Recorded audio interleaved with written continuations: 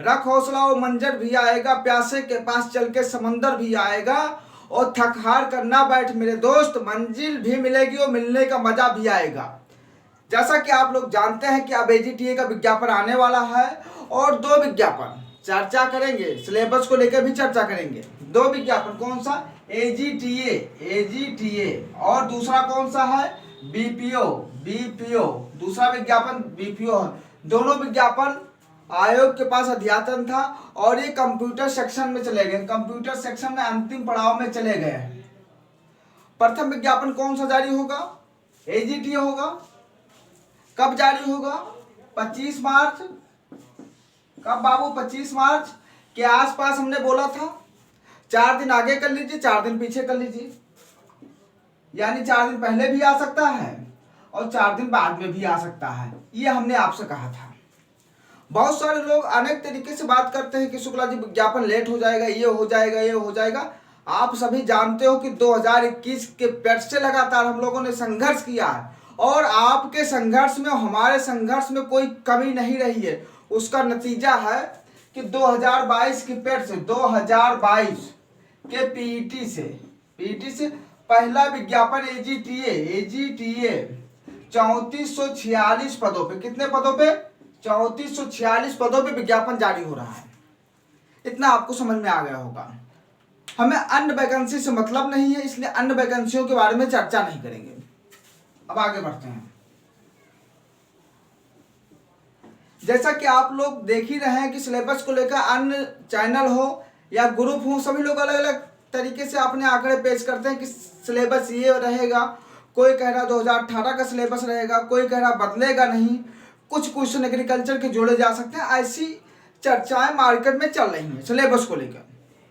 अब हम थोड़ा पीछे चलते हैं। पीछे चलने का मतलब यह है, हम 2021 का पेट की तरफ पीछे चलते हैं, यानी 1 साल पीछे चलते हैं। कब? 2021 पीईटी की तरफ हम लोग पीछे बढ़े। पहली वैकेंसी कौन सी थी, आप सभी बताइएगा? एएनएम पहली वैकेंसी थी।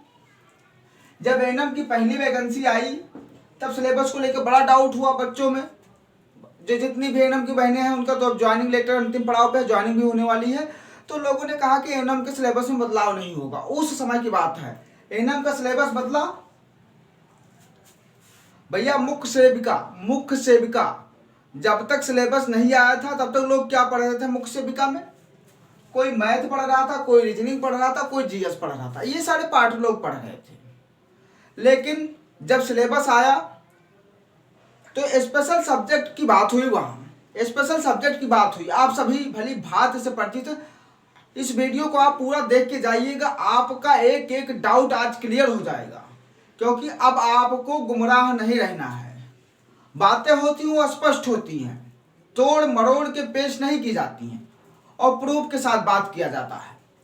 अब भैया बात कर लेते हैं वन दरोगा। कौन सी बात करेंगे? वन दरोगा। आप देख लीजिए, वन दरोगा। कौन सा? वन दरोगा। पदों की संख्या कितनी थी? 701। और बड़े बड़े यूट्यूब चैनल वालों ने दावा किया था कि हिंदी पूछा जाएगा, रीजनिंग पूछा जाएगा, उसके अकॉर्डिंग उन्होंने कोर्स भी बेचा। और जब सिलेबस आया तो क्या हुआ? आप सभी बताइए क्या हुआ? स्पेशल सब्जेक्ट पूछा गया कि नहीं पूछा गया? पूछा गया ना। नंबर आप क्वेश्चन कितने थे? 100 बने ना। स्पेशल सब्जेक्ट पूछा गया। अब हम एजीटीए की बात कर रहे हैं। लास्ट में हम एजीटीए की बात कर रहे हैं आपसे कि एजीटीए का सिलेबस क्या रहेगा जब सिलेबस जारी होगा। एग्रीकल्चर पे आप सभी ज्यादा से ज्यादा ध्यान दीजिए। एग्रीकल्चर ही पढ़िए। अगर आप एग्रीकल्चर छोड़ के अन्य चीजें पढ़ रहे हैं तो आप अपने साथ धोखा कर रहे हैं। अपने साथ आप धोखा ना करिए। आप एग्रीकल्चर पे ज्यादा से ज्यादा ध्यान दीजिए, क्योंकि लोगों का काम है पढ़ाना। जिस तरीके से जिसको जो आ रहा है वो पढ़ा रहा है, और हमारे और आपके सोचने से सिलेबस नहीं निर्धारित होगा। ये स्पेशल वैकेंसी है, और स्पेशल वैकेंसी होने की वजह से इसमें एग्रीकल्चर पे आपको ज़्यादा से ज़्यादा ध्यान देना होगा। क्या देना होगा? एजीटी स्पेशल सब्जेक्ट होने की वजह से आपको सब्जेक्ट पे ज़्यादा से ज़्यादा ध्यान देना होगा। तो आप सभी जब तक सिलेबस आयोग नहीं निकाल देता ऑफिशियल, तब तक आपको क्या पढ़ना बाबू? केवल और केवल एग्रीकल्चर। क्योंकि अब आप लोग बहुत गुमराह हो लिए। मैं 3 माह से, लगभग 3 माह से लगातार मैं एग्रीकल्चर बता रहा हूं कि आप पढ़िए। हमने एक वीडियो बनाया था 3 माह पहले कि सब्जेक्ट एग्रीकल्चर पूछा जाएगा। फिर बहुत सारे लोगों ने बहुत तरीके से आपत्ति जताई कि आप ये कैसी बात करते हो। अरे मैं डंके की चोट पे कहता हूं, जो बात करता हूं सही करता हूं और उसमें सत्यता होती है, उस बात में सत्यता होती है। तो आप सभी एग्रीकल्चर पे फोकस करिए। 3 माह पहले हमने आपको बता दिया था, तो अगर आप पढ़ भी रहे होंगे तो लगभग कुछ ना कुछ क्या पढ़ना है इस पे भी। भैया आप एग्रीकल्चर में क्या पढ़ना है, मृदा संबंधी जो चैप्टर उस पर भी ध्यान दे सकते हो। मृदा संबंधी जितने भी चैप्टर उस पर ध्यान दो, ये सब एग्रीकल्चर के पार्ट है। मृदा में क्या हो जाता है अगर देखा जाए, उत्तर प्रदेश की जलवायु, उत्तर प्रदेश की जलवायु यानी क्लाइमेट। अब यहां उत्तर प्रदेश की मृदा, तो इन सारे बिंदुओं पे आपको ध्यान देना है। भैया सिंचाई भी होती तो सिंचाई पे भी ध्यान देना है। कृषि की कितनी योजनाएं हैं उसको भी ध्यान देना है कि नहीं देना है। अब कृषि की योजनाओं पे आप फोकस नहीं करोगे तो सिलेक्शन कहां से होगा बबुआ, वैकेंसी आएगी मेरे साथियों, वैकेंसी आएगी तो समय कितना मिलेगा आपको, 6 महीने से ज्यादा समय नहीं दिया जाएगा मुख्य परीक्षा के लिए। फिर आप कहोगे कि यार तो हमें तो समय ही नहीं मिला पढ़ने के लिए। तो ज्यादा से ज्यादा एग्रीकल्चर पे आप फोकस करिए। और अगर आप चैनल पे पहली बार विजिट कर रहे हैं तो चैनल को सब्सक्राइब कर लीजिएगा और अपने दोस्तों को बताइएगा कि एग्रीकल्चर पढ़े, गुमराह ना हो। और इसी चैनल के माध्यम से आपको ऑनलाइन और ऑफलाइन बैच दोनों मिलेगा।